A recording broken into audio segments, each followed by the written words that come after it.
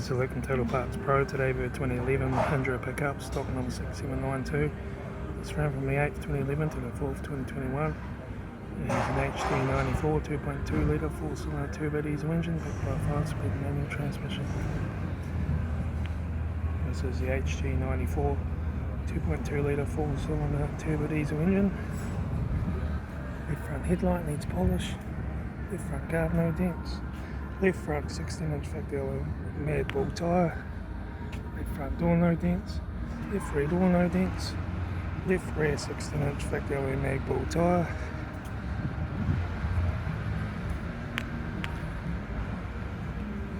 Right rear 16-inch factory alloy mag flat tyre. Right hand door mirror. Right front guard. Right front headlight needs polish. Right front 16-inch factory alloy mag tyre. Right front door card, steering wheel, instrument cluster, front kit is sunglass holder, left front sun visor, right front sun visor,